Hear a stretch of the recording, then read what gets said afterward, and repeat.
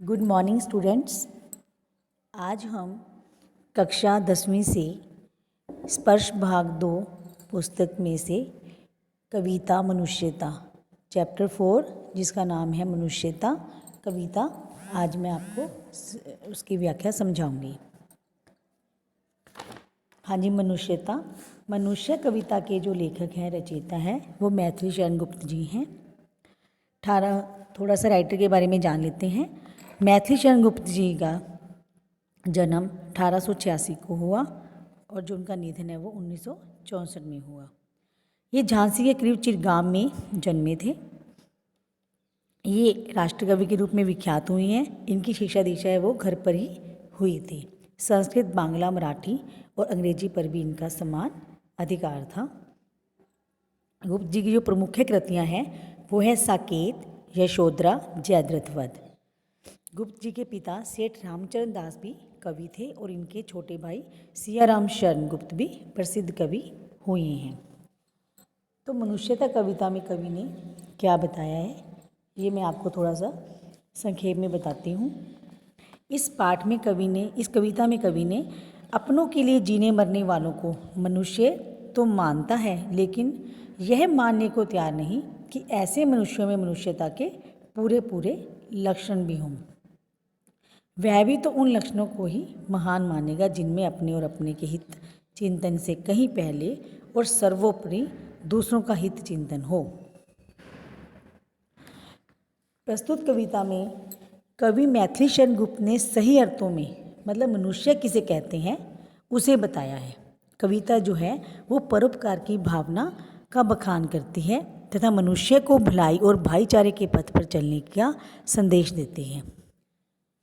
आइए कविता स्टार्ट करते हैं। तो फर्स्ट पैरा जो है आपका, विचार लो कि मरते हो न मृत्यु से डरो कभी, मरो परंतु यो मरो कि याद जो करे सभी। हुई न यूं सुमृत्यु तो वृथा मरे वृथा जिए। मरा नहीं वही कि जो जिया न आपके लिए, वही पशु परवर्ती है कि आप ही चरे। वही मनुष्य है कि जो मनुष्य के लिए मरे। विचार लो मरते न हो मृत्यु से डरो कभी। हाँ जी, इन पंक्तियों में कवि कहता है कि मनुष्य को ज्ञान होना चाहिए किस चीज़ का, कि वह मरणशील है। मनुष्य को ये ज्ञान होना चाहिए कि वह मरणशील है, इसीलिए उसे मृत्यु से डरना नहीं चाहिए। कहने का भाव क्या है, जो मनुष्य इस संसार में आया है उसका मरना भी निश्चित है, इसलिए उसे मृत्यु से डरना नहीं चाहिए, परंतु उसे ऐसी सुमृत्यु क्या होता है, अच्छी मृत्यु को प्राप्त होना चाहिए जिससे सभी लोग मृत्यु के बाद भी याद करें। मरो परंतु यो मरो कि याद जो करें सभी। मनुष्य को ऐसी मौत मरना चाहिए या उसे ऐसी मृत्यु आनी चाहिए जिसे बाद में भी लोग याद करें। कवि के अनुसार ऐसे व्यक्ति का जीना या मरना व्यर्थ है जो खुद के लिए जीता हो। मरा नहीं वही जो जिया ने आपके लिए। कवि के अनुसार खुद के लिए, उस व्यक्ति का मरना या जीना व्यर्थ है जो खुद के लिए जीता हो। ऐसे व्यक्ति पशु के समान है, वही पर पशु प्रवृत्ति है कि आप ही चरे। तो ऐसा व्यक्ति पशु के समान बताया है। असल में जो मनुष्य है वह है जो दूसरों की भलाई करे, उनके लिए जिए। वही मनुष्य है जो मनुष्य के लिए मरे। ऐसे व्यक्ति को लोग मृत्यु के बाद भी याद रखते हैं। मनुष्यता कविता, उसी उदार की कथा सरस्वती बखानती। सेकंड पैरा करते हैं। उसी उदार की कथा सरस्वती बखानती, उसी उदार से धरा कृतार्थ भाव मानती। कवि के अनुसार उदार व्यक्तियों की उदारशीलता को पुस्तकों, इतिहासों में स्थान देकर उनका बखान किया जाता है। उसी उदार की धरा क्या होता है, पृथ्वी। कृतार्थ भाव मानती मीन्स आभार प्रकट करती है, ऋणी रहती है उनका समस्त लोग आभार मानते हैं तथा पूजते हैं। उसी उदार की सदा सजीव कीर्ति पूजती तथा उसी उदार को समस्त सृष्टि पूजती। सृष्टि क्या होता है, संसार। कीर्ति क्या होता है, यश। जो उदार व्यक्ति होते हैं उनका हमेशा ही संसार में यश फैलता है और संसार के लोग उन्हें याद करते हैं। समस्त लोग उनका आभार भी मानते हैं और उनको पूजते हैं। जो व्यक्ति विश्व में तथा उसे अखंड आत्म भाव जो असीम विश्व में भरे, वही मनुष्य है कि जो मनुष्य के लिए मरे। जो व्यक्ति विश्व में, संसार में एकता और अखंडता को फैलाता है, उसकी कीर्ति का सारे संसार में गुणगान होता है। वही मनुष्य है कि जो मनुष्य के लिए मरे। असल में मनुष्य वही है जो दूसरों के लिए जिए मरे। तो हाँ जी, थर्ड पैरे पे आ जाते हैं अब।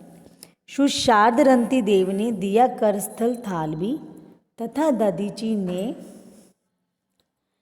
दिया प्रार्थ अस्थि जालवी। उसी नर क्षितिज ने सब मास दान भी किया, सहस्र वीर करण ने शरीर चरम भी दिया। अनित्य देह के लिए अनादि जीव क्या डरे, वही मनुष्य है कि जो मनुष्य के लिए मरे। इन पंक्तियों में कवि ने पुरानी कथाओं का उदाहरण दिया है। पुरानी कथाओं मीन्स जो प्राचीन समय में, ठीक है, प्राचीन समय में जो घटित हुआ है, जो मतलब कहानियाँ घटित हुई हैं, उनका वर्णन किया है। भूख से व्याकुल रंती देव ने मांगने पर भी अपना भोजन का थाल दे दिया। रंती देव एक राजा हुए हैं जिन्होंने मतलब भूख से व्याकुल होने पर भी अपने भोजन का थाल किसी अन्य व्यक्ति को दे दिया। तथा देवताओं को बचाने के लिए दधीची ने, दधीची ऋषि थे जो, उन्होंने भी अपनी हड्डियों को वज्र बनाने के लिए दे दिया।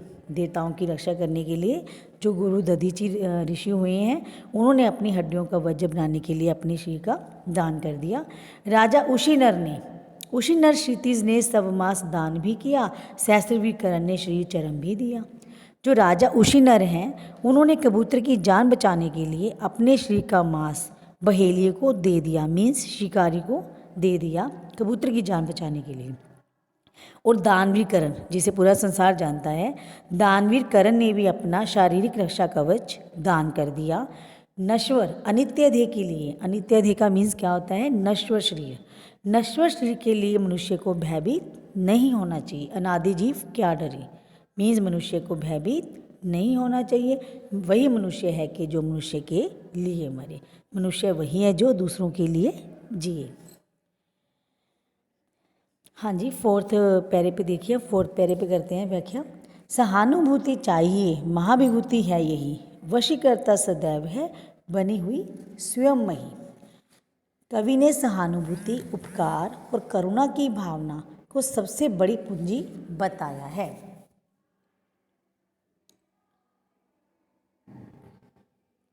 कवि ने सहानुभूति, उपकार और करुणा की भावना को सबसे बड़ी पूंजी बताया है और कहा है कि इससे ईश्वर भी वश में हो जाते हैं। वशीकृता सदैव है बनी हुई स्वयंमयी, ठीक है, इससे मतलब भगवान भी वश में हो जाती हैं।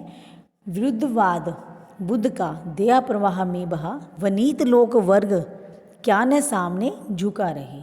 बुद्ध जो महात्मा बुद्ध हैं, उन्होंने भी, महात्मा बुद्ध ने करुणावश मतलब मीन्स दया के, ठीक है, वश में आकर पुरानी परंपराओं को तोड़ा जो कि दुनिया की भलाई के लिए था। इसीलिए लोग आज भी उन्हें पूजते हैं। मतलब वो लोगों के आगे झुक गए थे, मीन्स करुणावश आकर उन्होंने जो जितनी पुरानी परंपराएं थी उनको तोड़ दिया जो कि दुनिया की भलाई के लिए थी। इसीलिए लोग आज भी उन्हें पूजते हैं। हाँ, वही उदार है परोपकार जो करे, वही मनुष्य है कि जो मनुष्य के लिए मरे। उदार व्यक्ति वही है जो दूसरों की भलाई करे। असली मनुष्य कौन है, जो परोपकार के रास्ते पर चलता है। फिफ्थ पैरा देखिए। रहो न भूल के कभी मंदाद तुच्छ वित्त में, संत जन आपको करो न गर्व चित्त में। अंत को है यहाँ त्रिलोकीनाथ साथ में, दयालु दीन बंधु के बड़े विशाल हाथ हैं। अतीव भाग्यहीन है अंधेर भाव जो भरे, वही मनुष्य है कि जो मनुष्य के लिए मरे। कवि कहते हैं कि अगर किसी मनुष्य के पास यश धन दौलत है तो इस बात के गर्व में अंधा होकर दूसरों की उपेक्षा नहीं करनी चाहिए। मीन्स उसे ये घमंड नहीं करना चाहिए। उसके पास यश धन दौलत सब कुछ है, उसे किसी की ज़रूरत नहीं है, क्योंकि इस संसार में कोई अनाथ नहीं है, ठीक है। दयालु दीन बंधु के बड़े विशाल हाथ हैं। अंत को यहाँ त्रिलोकीनाथ साथ है, मीन्स क्योंकि इस संसार में कोई भी अनाथ नहीं है। ईश्वर का हाथ सभी के सिर पर है, प्रभु के रहते अतीव भाग्यहीन है अंधेर भाव जो धरे।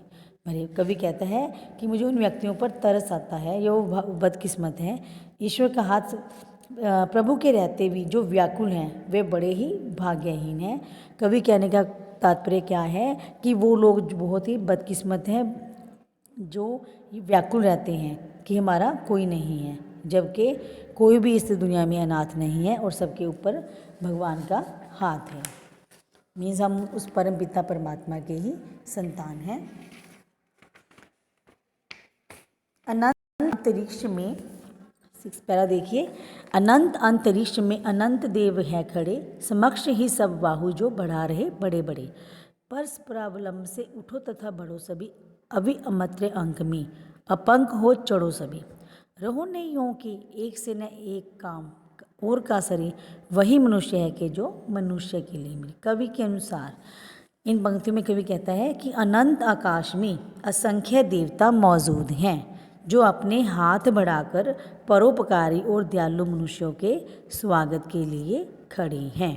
अनंत अंतरिक्ष में अनंत देव है खड़े, आकाश में असंख्य देवता मौजूद हैं जो अपने हाथ आगे बढ़ाकर परोपकारी मीन्स जो मनुष्य दूसरों का भला करते हैं उन दयालु मनुष्य के स्वागत के लिए खड़े हैं।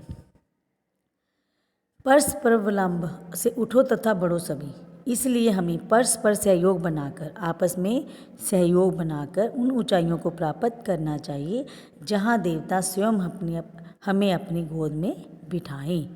अंक में क्या होता है, गोद में। अपंक हो चढ़ो सभी मीन्स पवित्र होकर अपनी गोद में बिठाएं। इस मरणशील संसार में रहो न यों के एक से न काम और का सरे। इस मरणशील संसार में हमें एक दूसरे के कल्याण के कामों को करते रहना चाहिए और स्वयं का भी उद्धार करते रहना चाहिए। कहने का भाव क्या है कि हमें एक दूसरे के काम आना चाहिए और अपना उद्धार करना चाहिए। चलो अभीष्ट मार्ग में 7 पैरा देखिए, मनुष्य मात्र बंधु है यही बड़ा विवेक है, पुराण पुरुष स्वयंभू पिता प्रसिद्ध एक है, फलानुसार कर्म के अवश्य भाई भेद हैं, परंतु अंतरैक्य में प्रमाणभूत वेद हैं। अनर्थ है कि बंधु हो न बंधु की व्यथा हरे, वही मनुष्य है कि जो मनुष्य के लिए मरे।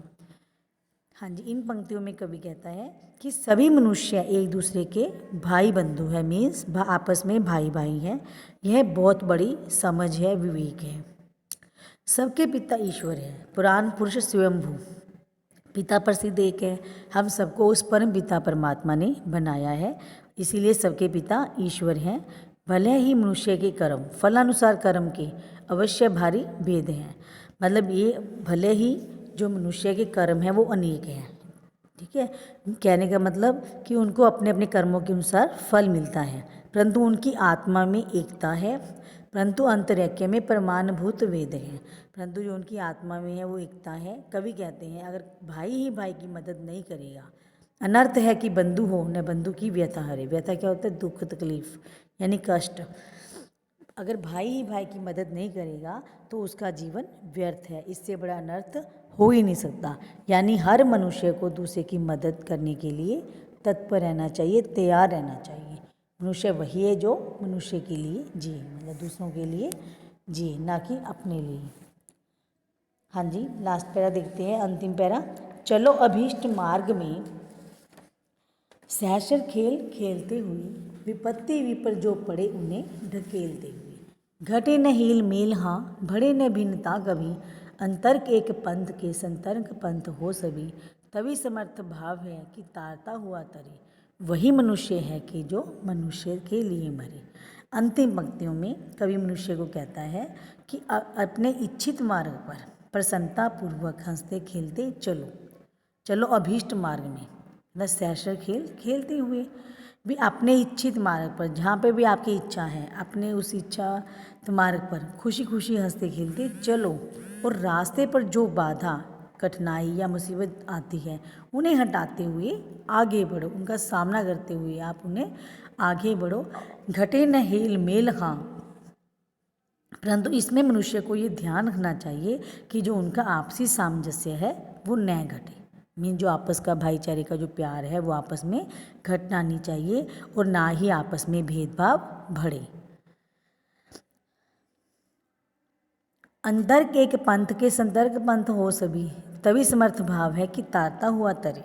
जब हम एक दूसरे के दुखों को दूर करते हुए आगे बढ़ेंगे तभी हमारी समर्थता सिद्ध होगी। ठीक है, कहने का मतलब क्या है, हम सबकी मंजिल एक है, जो इसने जन्म लिया है उसका जाना भी तय है। अगर मनुष्य ये बात समझ लेता है, सतर्क हो जाता है इस बात में, तो तभी समर्थ भाव है कि तारता हुआ तरे, तभी हमारी समर्थता सिद्ध होगी। मीन्स हमारा इस संसार में मतलब आना सफल होगा और समस्त समाज की भी उन्नति होगी। वही मनुष्य है कि जो मनुष्य के लिए मरे, मनुष्य वही है जो मनुष्यता के लिए जिए, मीन्स अपना जीवन परोपकार में लगाए। हाँ जी, आशा करती हूँ कि बच्चों आप सबको मनुष्य कविता के जो सरलार्थ हैं बड़े अच्छे से समझ आए होंगे। आप सब ने एक बार घर जाकर ये कविता दोबारा से रीड करनी है, उसकी एक्सप्लेनेशन करके देखनी है। इसके जो प्रश्न उत्तर है वो हम अपनी नोटबुक पे लिखेंगे और याद करेंगे। हाँ जी, धन्यवाद।